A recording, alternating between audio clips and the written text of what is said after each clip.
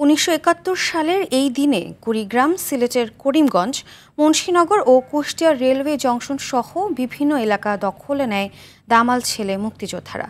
পূর্ব পাকিস্তানের আকাশ এদিন মিত্রবাহিনীর দখলে ছিল। ধ্বংস করে দেয় পশ্চিম পাকিস্তানের বহু বিমান, যুদ্ধযান সহ পাকিস্তানি সাবমেরিন গাজী। এদিন জাতিসংঘের নিরাপত্তা পরিষদের আলোচনায় উঠে আসে পূর্ব পাকিস্তানের পরিস্থিতি। যুদ্ধাহত মুক্তিযোদ্ধা আয়ুব আলী বলেন, মা বোনের জীবন ও ইজ্জত রক্ষায় প্রেসিডেন্ট জিয়াউর রহমানের স্বাধীনতা ঘোষণায় উদ্বুদ্ধ হয়ে তিনি যুদ্ধে ঝাঁপিয়ে পড়েন। আপন ভাই শহীদ হলেও প্রাণে বেঁচে যান তিনি। ১৯৭১ সালের ৫ ডিসেম্বরের ঘটনা জানাচ্ছেন এয়ার বাদল।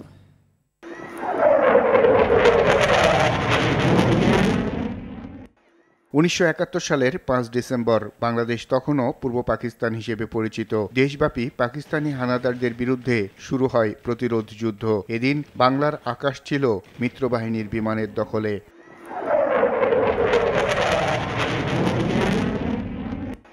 মিত্রবাহিনীর সহায়তায় মুক্তিসেনারা বিভিন্ন সেক্টরের প্রধান সড়কে অবরোধ সৃষ্টি করে ঢাকার সঙ্গে কুমিল্লা, চট্টগ্রাম, সিলেট, নাটোর, রংপুর, যশোর ও রাজশাহীর সড়কপথের যোগাযোগ সম্পূর্ণ বিচ্ছিন্ন করে দেয়। টার্গেট করে অবস্থান নেয় তারা।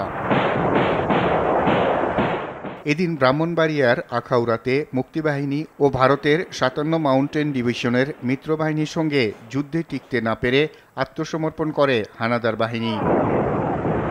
সিলেটের করিমগঞ্জ ও মুন্সিনগর দখল করে মুক্তিবাহিনী। তারপর এগিয়ে যায় মৌলভীবাজারের দিকে। ঝিনাইদহের কোটচাঁদপুর ও যশোর কুষ্টিয়া রেলওয়ে জংশন দখল করে রেলওয়ে যোগাযোগ বিচ্ছিন্ন করে বাংলার মুক্তিসেনারা। যশোরের ঝিকরগাছায় মুক্তিবাহিনীর কাছে হানাদারদের পতন হলে ৩ দলে বিভক্ত হয়ে যশোর আক্রমণ শুরু করেন মুক্তিযোদ্ধারা। ঝিনাইদহের উত্তর ও পশ্চিমে অবস্থানরত পাকিস্তানি হানাদার বাহিনীর উপর আক্রমণ চালায় ভারতীয় ৪র্থ ও ৯ম ডিভিশন। খুলনার পাইকগাছার রাজাকার ক্যাম্পে মুক্তিবাহিনীর হামলায় প্রায় ১০০ রাজাকার নিহত হয়। ৫ ডিসেম্বর কুড়িগ্রামে উইং কমান্ডার এম কে বাশারের নেতৃত্বে মুক্তিবাহিনীর ৬ নম্বর সেক্টরের মুক্তিযোদ্ধারা ধরলা নদী অতিক্রম করে কুড়িগ্রাম দখল করে। যুদ্ধের পটভূমি পরিবর্তন করতে ইয়াহিয়া কৌশলের আশ্রয় নেয়। নুরুল আমিনকে প্রধানমন্ত্রী ও জুলফিকার আলী ভুট্টোকে উপপ্রধানমন্ত্রী বানানোর সিদ্ধান্ত হয়। ৫ ডিসেম্বর চীনের প্রধানমন্ত্রী চৌ এন লাই পাক বাহিনীকে সর্বাত্মক সহায়তা দেওয়ার ঘোষণা দিলে ক্ষোভে ফেটে পড়েন মুক্তিযোদ্ধারা। This meeting of the Security Council এদিন আন্তর্জাতিক মহলে আলোচনার কেন্দ্রে ছিল বাংলাদেশের মুক্তিযুদ্ধ। জাতিসংঘের নিরাপত্তা পরিষদে যুদ্ধবিরতি এবং যুক্তরাষ্ট্রের দেয়া ভারত ও পাকিস্তানের সেনা অপসারণ সংক্রান্ত প্রস্তাব বাতিল হয়ে যায়।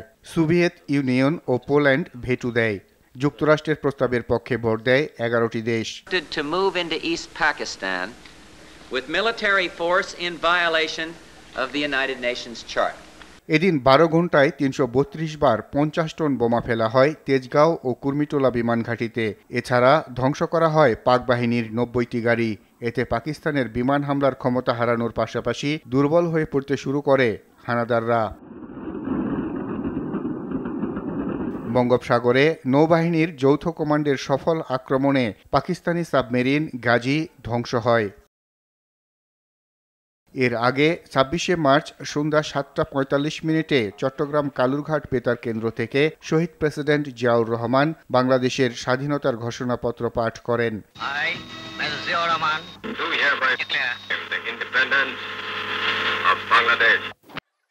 এতে অনুপ্রাণিত হয়ে মুক্তিযুদ্ধে অংশ নেন আয়ুব আলী। ব্রাহ্মণবাড়িয়ার কসবায় হানাদারদের মাইনের আঘাতে পা উড়ে যায় এই বীর মুক্তিযোদ্ধার। জানান মুক্তিযুদ্ধে নিজের অভিজ্ঞতার কথা। ৩টি গ্রুপে বিভক্ত হয়ে পাক সেনাদের উপর আমরা আক্রমণ করি এবং সেই যুদ্ধে রাত্রে আমি আহত হই এবং সেখানে আমার একটি পা সম্পূর্ণরূপে বিচ্ছিন্ন হয়ে যায়। যুদ্ধের যাওয়ার কারণটা ছিল যে কারণ আমাদের দেশে যেভাবে পাক সেনারা মা বোনদের উপরে যে অত্যাচার এবং আমাদের মৌলিক যে গণতন্ত্র সেই গণতন্ত্রটা আমাদের মধ্যে ছিল না। পাশাপাশি তাদের যে অত্যাচার সেই অত্যাচারের কারণে সেই দিন দেশমাতৃকার টানে আমার ভাই, আমার আপন বড় ভাই, সেও শহীদ হয়েছেন মুক্তিযুদ্ধে, সেও মুক্তিযোদ্ধা ছিলেন।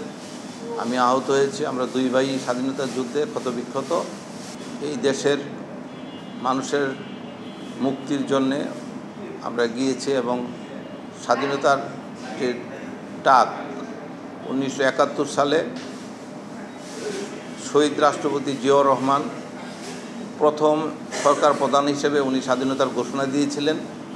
আমরা সেই ঘোষণা শুনেই উদ্বুদ্ধ হয়ে এই মুক্তিযুদ্ধে আমরা অংশগ্রহণ করেছিলাম। অন্ধকারের ভিতরে পাক সেনারা চতুর্দিকে মাইন পুঁতে রাখছে, আমরা অনেকে এটা বুঝতে পারি নাই, অনেকেই আমাদের হাত পা মাথা বিচ্ছিন্ন হয়ে গেছে।